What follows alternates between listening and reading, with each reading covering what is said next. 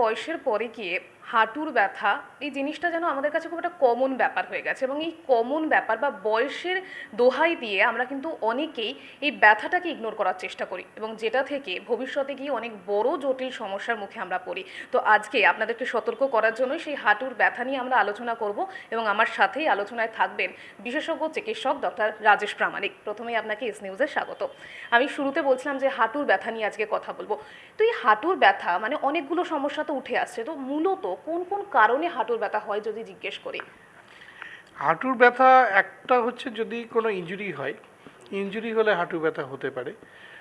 আর অনেক সময় বিভিন্ন আর্থ্রাইটিসের কারণে হতে পারে। তার মধ্যে কমন যেটা আমাদের এখানে বেশি বয়সে যেটা আপনি বলছিলেন সেটা অস্টিও আর্থ্রাইটিসের কারণে হয়।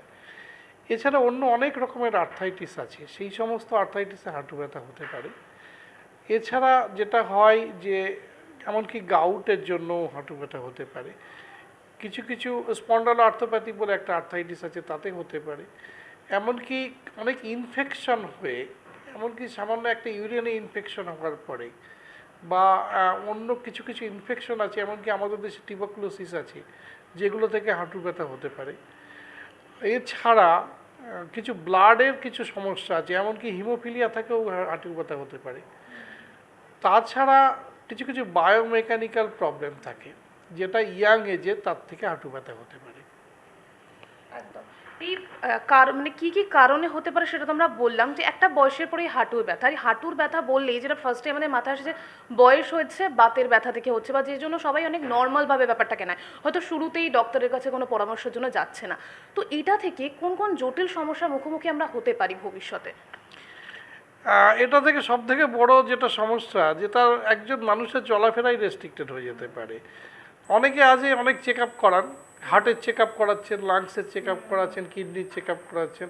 আমার কাছে এরকম পেশেন্ট আছে বছরে দুবার তিনবার চেক আপ করায়, কিন্তু তার প্রচুর টাকার মালিক, কিন্তু তার চলাফেরা করার ক্ষমতা চলে গেছে, কোয়ালিটি অফ লাইফ বলে কিছু নেই। তার কারণ উনি হাঁটুর ব্যথাটাকে ইগনোর করেছেন। সুতরাং এটা খুব ইম্পর্ট্যান্ট একটা ব্যাপার যে আলটিমেটলি আমি যদি চলাফেরাই না করতে পারলাম, সারাক্ষণ পেইনেই যদি কষ্ট পেলাম, তাহলে আমার এত চেক আপ করে কী লাভ? এবং এটাকে যদি প্রথম থেকে কেয়ার নেওয়া হয়, দেখা যায় ম্যাক্সিমাম ক্ষেত্রেই এই ধরনের ব্যথা যন্ত্রণা থেকে ইজিলি ট্রিটমেন্ট করে অনেক ভালো থাকা যায়, এবং অনেক সময় অনেক রিপ্লেসমেন্ট সার্জারিকে অ্যাভয়েড করা যেতে পারে। তাতে করে মানুষের একটা কোয়ালিটি অফ লাইফ, যেটা সুন্দরভাবে বেঁচে থাকা, একটা বয়সকালে তাদের আলটিমেটলি জীবনটা আরও সুন্দর হয় যদি তারা আগে থেকে হাঁটুর ব্যথার চিকিৎসাটা করে। একদম, একদম। এই যে এই হাঁটুর ব্যথা ব্যাপারটা আমাদের কম বেশি অনেকে বলতে শোনা যায় যে আমার বংশে তো ছিল, বা আমার মাও হাঁটু ব্যথাতে ভুগেছে, আমার বাবাও হাঁটু ব্যথাকে এই ব্যাপারটি জেনেটিক ব্যাপারটা কি রয়েছে এই হাঁটু ব্যথার ক্ষেত্রে, বা অন্য কোনো কারণ কি রয়েছে? কিছুটা জেনেটিক ফ্যাক্টর কিছু থাকে, এছাড়া লাইফস্টাইল ফ্যাক্টর আছে।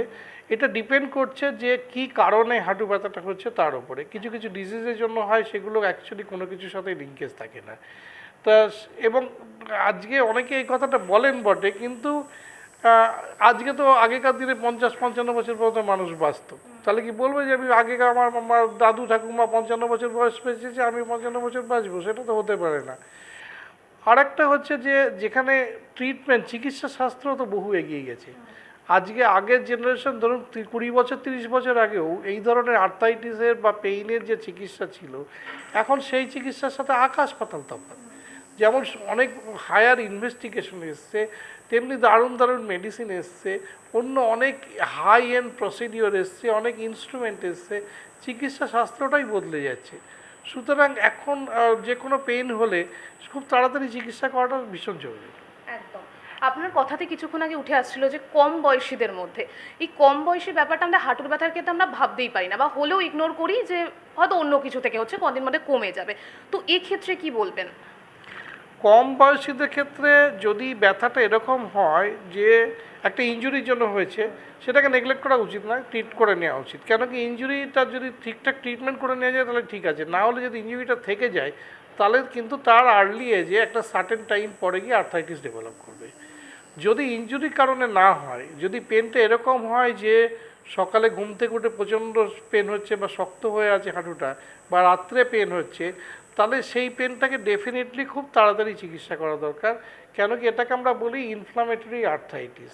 তার মানে ভেতরে একটা প্রদাহ চলছে, সেগুলো অনেকগুলো ডিজিজের কারণে হয়। তার সুন্দর ট্রিটমেন্ট আছে, সেটা না করলে জয়েন্ট কিন্তু ড্যামেজ হবেই। এবং শুধু তাই না, অন্য জয়েন্টকে ইনভলভ করতে পারে, শরীরের ভেতরে অন্য অর্গানকে সিস্টেমকে ইনভলভ করতে পারে, এক্ষেত্রে তার চিকিৎসাটা করা ভীষণ জরুরি। আর অনেকে আছেন যেটা ইয়াং বয়সে দেখা যায় সিঁড়ি ভাঙতে গেলে বা উঁচু নিচু জায়গায় যেতে গেলে হাঁটুর সামনের দিকে মালাই চাকির 4-5টা একটা ব্যথা হয়। এই ব্যথাটাকে আমরা বলি প্যাটেলোফিউমারাল জয়েন্ট পেন সিনড্রোম। এটা বায়োমেকানিক্যাল কারণে হয়। আমেরিকার ডাটা বলে যে ওদের অল্প বয়সে যে হাঁটুর ব্যথা তার কমনেস্ট কারণ এটা। আমাদের এখানে আমরা এই ধরনের পেশেন্ট কম পাই। কেন এই ধরনের অল্প স্বল্প ব্যথাই আমাদের কাছে আসে না?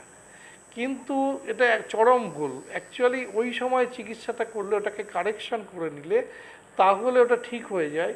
না হলে ওটাকে যদি রেখে দেওয়া যায় তাহলে ওটাই আলটিমেটলি 5 বছর 10 বছর বাদে গিয়ে অস্টিওআর্থ্রাইটিস হয়।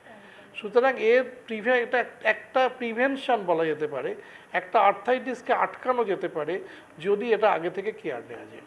মানে কোথাও কি এটা সতর্কতার অভাব, যার জন্যই ভবিষ্যতে গিয়ে আমাদের সমস্যায় পড়তে হচ্ছে। তা আপনি ট্রিটমেন্টের কথা বলছিলেন, তো সে জায়গায় সার্জিক্যাল ট্রিটমেন্টের সাথে সাথে নন সার্জিক্যাল ট্রিটমেন্টও তো রয়েছে।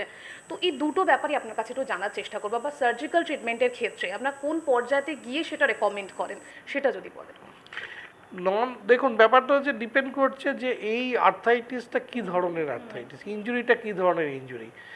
ম্যাক্সিমাম ক্ষেত্রে হাঁটুর ব্যথা যে সমস্ত কারণে হয় তার যে চিকিৎসা, সেটা ওষুধপত্র, কিছু এক্সারসাইজ, কিছু ফিজিওথেরাপি, এগুলোতে পেশেন্টরা ভালো থাকে। অনেক সময় নি জয়েন্টে সাপোর্ট দরকার হয়। তাছাড়া আজকাল অনেক মলিকুল এসছে, সেগুলো জয়েন্টের মধ্যে ইনজেক্ট করে পেশেন্টরা ভালো থাকে। এমনকি আরও অনেক প্রসিডিওর আছে যেগুলো নার্ভগুলোকে অবশ করা যায়। এমনকি রেডিও ফ্রিকোয়েন্সি অ্যাবলেশন আজকাল RFA আমরা করি, তাতে পেশেন্ট অনেক দিন ভালো থাকে। এবং যখন একটা পেশেন্টের হাঁটু যন্ত্রণাটা এমন হয় যে অন্য কনজারভেটিভ ট্রিটমেন্টে কোনো কাজ হচ্ছে না, তখনই পেশেন্টকে রিপ্লেসমেন্ট সার্জারির কথা বলা হয়। তার আগে পর্যন্ত পেশেন্টের পেইনটা যদি ম্যানেজ করা যায়, যেটা অনেক রকমের রাস্তা আছে, তাহলে সার্জিক্যাল স্টেপ তার নাও লাগতে পারে। যদি না ভেতরে কোনো কার্টিলেজ, কোনো মেনিসকা এমন একটা ড্যামেজ হলো যেগুলো আমরা বলি মিনিমালি ইনভেসিভ সার্জারি, যে একটা আর্থোস্কোপ করে একটা ফুটো করে জায়গাটা ছোটো সার্জারি করে বেরিয়ে আসা যায়, সেক্ষেত্রে তার রেজাল্টটা অনেক ভালো হতে পারে। সুতরাং এই পুরো ট্রিটমেন্টটাই নির্ভর করছে যে কী কারণে হাঁটু ব্যথা হচ্ছে তার উপরে। একদম। শেষ করব, শেষে যে কথাটা রাখবো, যে সব সমস্যার ক্ষেত্রে বা সব রোগের ক্ষেত্রে এখন যে প্রথম জায়গাটা উঠে আসে সেটা হচ্ছে লাইফস্টাইল বা ডায়েটের ব্যাপারটা, যে আমাদের ডে টু ডে লাইফে আমরা কিভাবে চলছি। তো এই হাঁটুর ব্যথার ক্ষেত্রেও লাইফস্টাইল বা ডায়েটের কি ভূমিকা রয়েছে যদি বলেন। ভূমিকা তো রয়েছে। প্রথম কথা হচ্ছে যে ওভারওয়েট, এইটা সবসময় হাঁটুর ওপরে লোডটা পড়ে। সুতরাং ওজন যত কম থাকবে হাঁটুর জন্য ভালো। আমাদের কিছু কিছু হ্যাবিট আছে, আমরা দেখেছি হাঁটুর আর্থ্রাইটিস ওয়েস্টার্ন কান্ট্রিজে ভীষণ কম, ওদের হিপ জয়েন্টে বেশি, আমাদের এখানে হাঁটুতে বেশি। কেন কি, আমাদের প্রচুর স্কোয়াটিং হ্যাবিট আছে। সেটা আমরা ইন্ডিয়ান টয়লেট থেকে শুরু করে আমরা ডেলি যে অ্যাক্টিভিটি আছে, বিশেষ করে মায়েদের এই রান্নাঘরে কাজকর্ম থেকে শুরু করে হাঁটু মুড়ে ঘর মোছা থেকে শুরু করে বিভিন্ন রকমের কাজ আছে যেগুলো আমরা হাঁটু মুড়ে করি, যেগুলো বাইরের দেশের লোকেরা কিন্তু করে না, ওরা চেয়ারে বসে করে। তার জন্য ওদের হাঁটু ইনভলভমেন্ট বেশি হয় না, কিন্তু আমাদের এখানে হাঁটুতে ইনভলভ হয়। তো সেইগুলো যদি আমরা আগে থেকে সতর্ক হয়ে ওই ধরনের অ্যাক্টিভিটিগুলোকে কমাতে পারি, তাহলে কিন্তু হাঁটু ব্যথাটা অনেকটা রেস্ট্রিক্ট করা যেতে পারে। একদম। অসংখ্য ধন্যবাদ আপনাকে। আজকে আমরা কথা বললাম হাঁটুর ব্যথা নিয়ে, এবং সব সমস্যার ক্ষেত্রে আমিও বলছিলাম কথাটা যে শুরু থেকে যদি আমরা একটু নজর দিই বা সতর্ক হই, তাহলে হয়তো জটিল কোনো জায়গাতেই আমরা যাব না। তো ইয়াং এজের যারা রয়েছেন তারাই হাঁটুর ব্যথা যদি কোনো রকম সমস্যা বোধ করেন, সঙ্গে সঙ্গে ডাক্তারদের পরামর্শ নিন। সেই জায়গাটা আপনি যদি সেই সময় দাঁড়িয়ে ইনিশিয়েটিভটা নেন, তাহলে ভবিষ্যতে গিয়ে অনেক ভালো থাকবেন। তো সুস্থ থাকুন, ভালো থাকুন এবং চোখ রাখুন এস নিউজের পর্দায়। ক্যামেরায় অশোকের সাথে রিয়া রিপোর্ট, এস নিউজ।